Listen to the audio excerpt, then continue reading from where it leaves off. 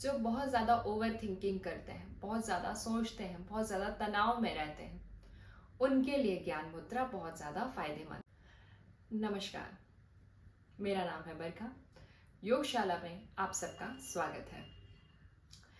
मुद्राओं की सीरीज का ये दूसरा भाग है।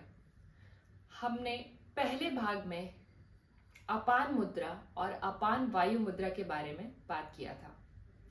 आज हम बात करेंगे वायु मुद्रा और ज्ञान मुद्रा के बारे में। इन दोनों मुद्राओं को इसलिए साथ में बताया जा रहा है क्योंकि ये दोनों मुद्राएं लगभग सेम दिखती हैं, मगर इनके फायदे बिल्कुल अलग अलग होते हैं और दोनों का इस्तेमाल भी अलग अलग चीजों के लिए किया जाता है। तो ये दोनों एक छोटी मुद्राएं हैं, जैसे कि हमने पहले किया था अपान मुद्रा और अपान वायु मुद्रा, तो वैसे ही रिलेटेड है वायु मुद्रा और ज्ञान मुद्रा। तो सबसे पहले बात करेंगे हम ज्ञान मुद्रा के बारे में।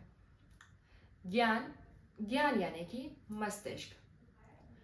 तो ज्ञान मस्तिष्क से रिलेटेड है और ज्ञान मुद्रा से करने वाले जो भी लाभ आपको मिलेंगे या जो भी आपकी समस्याएं होंगी वो मस्तिष्क से रिलेटेड ही होंगी और उन समस्याओं को ठीक करता है हमारा ज्ञान मुद्रा। जैसे कि जो बहुत ज़्यादा ओवर थिंकिंग करते हैं, बहुत ज़्यादा सोचते हैं, बहुत ज़्यादा तनाव में रहते हैं, उनके लिए ज्ञान मुद्रा बहुत ज़्यादा फायदेमंद। दूसरा, मस्तिष्क में अगर आपको ध्यान की बहुत ज़्यादा कमी है या फिर आप किसी भी चीज़ पर ध्यान नहीं लगा पाते या फिर आपको चीज़ें याद नहीं रहती हो या फिर दिमाग कमज़ोर हो, मेमोरी पावर जिसे कहते हैं वो आपकी थोड़ी लो हो, तो उन सब चीज़ों के लिए ध्यान मुद्रा का इस्तेमाल किया जाता है।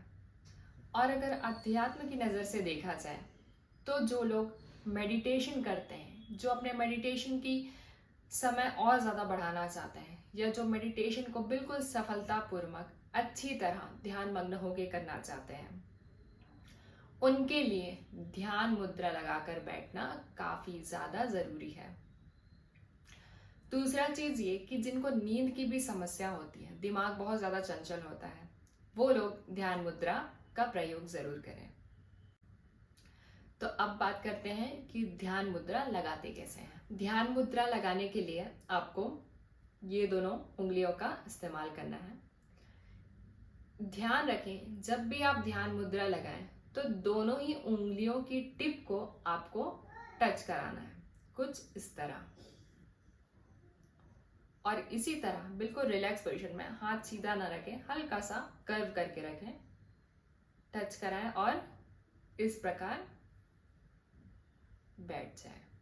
वैसे तो ध्यान मुद्रा का इस्तेमाल कभी भी कैसे भी बैठकर किया जा सकता है, मगर ध्यान के लिए है क्योंकि आपको अपनी मेमोरी को शार्प करना है, अपने ध्यान को मजबूत करना है, स्ट्रॉन्ग करना है। तो ये चीज़ आपके लिए बहुत ज़रूरी है कि आप एकांत में बैठकर और इस तरह से आप आसन लगाकर ही ध्यान मुद्रा का अभ्यास करें। अपनी रीढ़ की हड्डी को बिल्कुल सीधा रखें और इस तरह से मुद्रा लगाकर हल्के हाथों से, कभी भी हाथों को सीधा तान कर नहीं रखना है, बिल्कुल रिलैक्स, शरीर पूरा रिलैक्स रखें और मेडिटेशन करते समय ध्यान मुद्रा लगाकर मेडिटेशन करें। अब इसी से कंफ्यूजिंग होता है आपका वायु मुद्रा भी। वायु मुद्रा के लिए भी ये दोनों उंगलियों को ही इस्तेमाल किया जाता है। वायु मुद्रा कैसे करते हैं ये हम वीडियो के अंत में देखेंगे। पहले जानते हैं कि वायु मुद्रा का इस्तेमाल कब किया जाता है।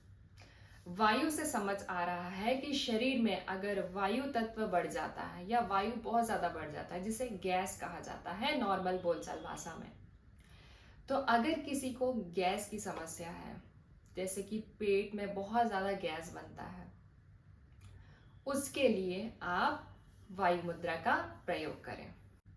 कुछ लोगों को शरीर में दर्द भी रहता है, तो स्वाभाविक है कि वायु के बढ़ जाने से ही आपके शरीर में जगह जगह दर्द होना शुरू हो जाता है।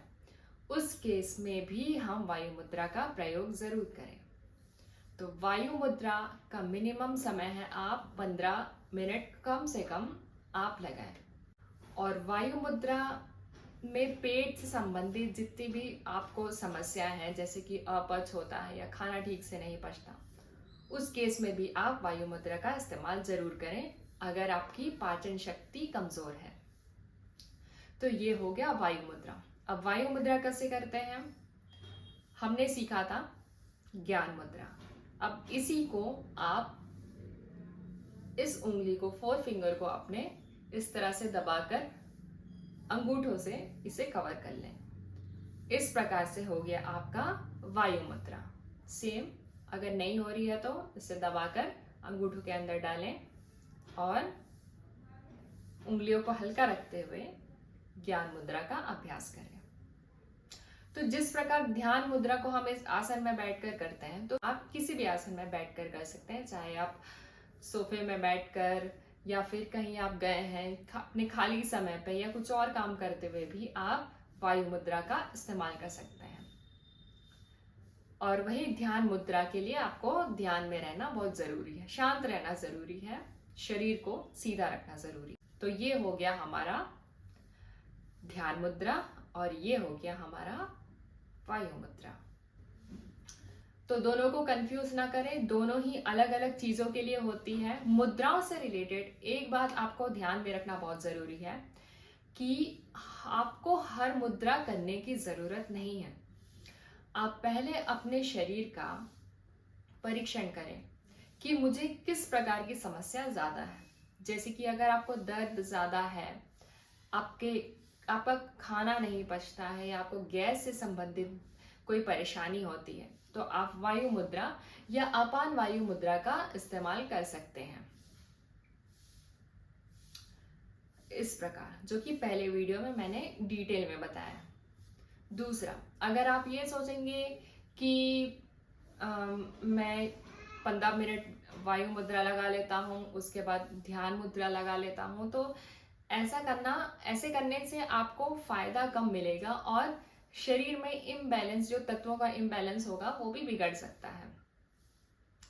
इसलिए आप कोशिश करें कि पहले जो आपको सबसे ज्यादा तकलीफ देने वाली समस्या है उसके लिए वो मुद्रा जरूर करें। जैसे शरीर में अगर कोई तकलीफ नहीं है, आप अपना माइंड तेज करना चाहते हैं, जैसे कि बच्चे लोगों को मेडिटेशन जरूर करें और ज्ञान मुद्रा लगाते हुए। तो इससे क्या होगा, उनका मेमोरी बहुत ज्यादा स्ट्रांग होगा, ध्यान बहुत जल्दी लगेगा और याद जल्दी होगा। तो उन्हें और कोई समस्याएं नहीं है तो उन्हें हमेशा बचपन से ज्ञान मुद्रा लगवाएं। अब बड़े लोगों को या बुजुर्ग लोगों को वो इस पोजीशन पे बैठ नहीं सकते, तो किसी भी चेयर में बैठकर वो वायु मुद्रा का प्रयोग करें। अगर वायु की समस्या ज्यादा नहीं है तो वायु मुद्रा यूज करें। अगर बहुत ज्यादा शरीर में दर्द रहता है तो अपान वायु मुद्रा लगाकर बैठ जाए। तो इस प्रकार आप मुद्राओं का अभ्यास करें। योग के साथ साथ आपको योग करना नहीं छोड़ना है और प्राणायाम भी साथ साथ करना है। और हाँ, अगर आप वायु मुद्रा लगाते हैं तो प्राणायाम में आप वायु मुद्रा का इस्तेमाल ज्यादातर करें, क्योंकि प्राणायाम वायु से संबंधित होता है। तो मैं ज्यादातर अपने प्राणायाम में वायु मुद्रा का इस्तेमाल करती हूँ, इसलिए मैं भी यही आपको एडवाइस देना चाहूंगी। तो हमने 2 वीडियो में कवर किया है 4 मुद्राएं, अपान मुद्रा, अपान वायु मुद्रा, ज्ञान मुद्रा और वायु मुद्रा। आशा करती हूँ आपको ये चारों मुद्राएं समझ आ गई हो और आपको ये भी समझ आ गया हो कि कौन सा मुद्रा आपके शरीर के लिए लाभदायक है और आप उसी का अभ्यास करें। चैनल में और भी सीरीज आएंगी मुद्राओं की, चैनल में बने रहिएगा और योग से जुड़े रहिएगा। आप सबका धन्यवाद।